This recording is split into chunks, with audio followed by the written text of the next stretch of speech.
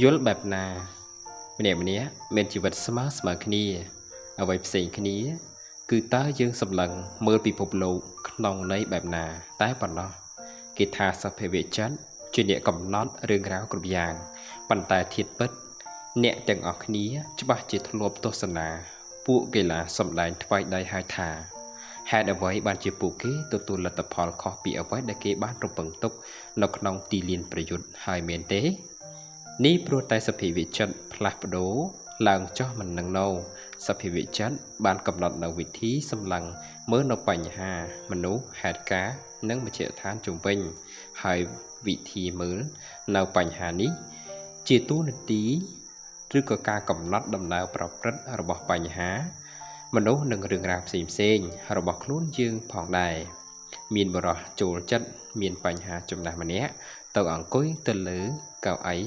មុខស្ថានីយ៍ប្រេងឥន្ធនៈហើយនិយាយស្វាគមន៍ទៅកាន់អ្នកបើកបរដែលឆ្លងកាត់តំបន់ដែលគាត់រស់នៅជារៀងរាល់ថ្ងៃមួយចៅស្រីរបស់គាត់មកអង្គុយកំដរជាមួយដែរទាំងពីរអ្នកអង្គុយសម្លឹងមើលអ្នកបើកបររថយន្តទៅមក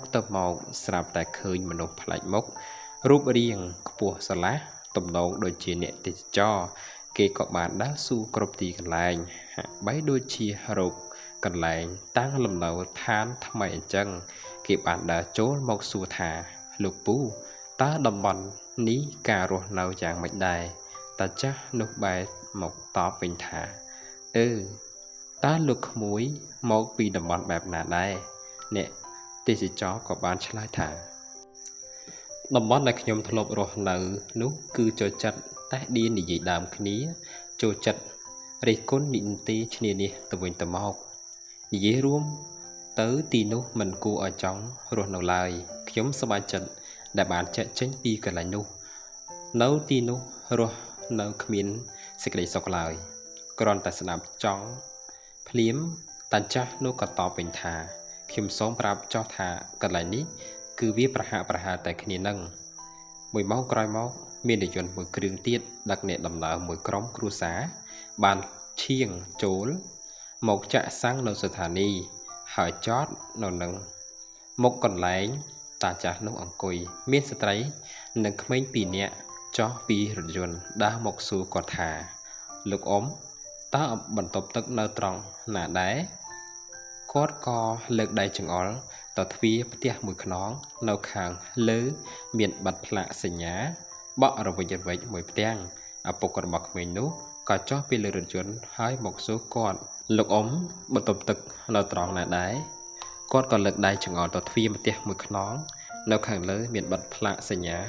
បក់រវិចមួយផ្ទាំងឪពុករបស់ក្មេងនោះក៏ចុះ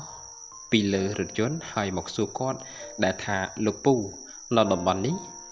ពិតជាមិនអន់ទេមែនទេតាចាស់នោះសួរវិញថាចុះតំបន់ដែលលោកក្មួយរស់នៅវិញយ៉ាងម៉េចដែរឪពុកក្មេងនោះបានតបវិញថាតំបន់ដែលខ្ញុំរស់នៅនោះសម្បូរមនុស្សចិត្តល្អគួរឲ្យរាប់អានអ្នកស្រុកចេះជួយគ្នាទៅវិញទៅមកមិនថាទៅណាមកណាទេតែងតែមានមនុស្សសួររស់រីរាក់ទាក់ចេះសម្ដែងការគួសមចំពោះគ្នាខ្លះណាស់ខ្ញុំមិនចង់ចាក់ចេញពីតំបន់នោះទេតាចាស់នោះងើបមុខហើយញញឹមដាក់រួចតបវិញថាតាមពិតទៅតំបន់នេះក៏មិនខុសគ្នា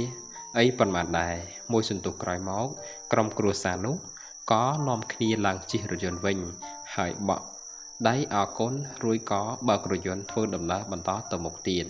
បន្ទាប់ពីក្រុមគ្រួសារនោះទៅឆ្ងាយហើយចៅបានងើយមុខសួរតាខ្លួនថាលោកតាហេតុអ្វីបានជាលោកតាប្រាប់អ្នកដំបងថាតំបន់នេះគឺគួរឲ្យខ្លាចណាស់តែបែរជាមកប្រាប់ដល់អ្នកទី2ថាតំបន់នេះគួរឲ្យចង់រស់នៅទៅវិញលោកតាសម្លឹងមើលកែវភ្នែកដ៏ស្រស់ថ្លារបស់ចៅដោយក្តីអាណិតអាសូរហើយតបវិញថាមិនថាយើងផ្លាស់ប្ដូរទៅរស់នៅកន្លែងណាទេយើងតែងតែនាំយកនៅព្រឹត្តិការណ៍របស់ខ្លួនទៅជាប់ជានិច្ចទីកន្លែងនោះរស់នៅល្អឬអាក្រក់គឺវាអាស្រ័យលើខ្លួនយើងផ្ទាល់ប៉ុណ្ណោះតាមពិតមនុស្សយើងតែមានសច្ចធម៌ស្មើគ្នាតែព្រោះតែសភាវៈចិត្តផ្សេងគ្នាទ ទៅធ្វើឲ្យជីវិតយើងផ្សេងគ្នាទៅតាមនោះដែរដូច្នេះយើងត្រូវគ្រប់គ្រងសភាវៈចិត្តយើងឲ្យបានល្អប្រពៃសភាវៈចិត្តគឺជាអ្នកកំណត់សម្រេចនៅរឿងគ្រប់យ៉ាងដែលមិនមែនជាក្តីស្រមៃហួសពីការពិតនិង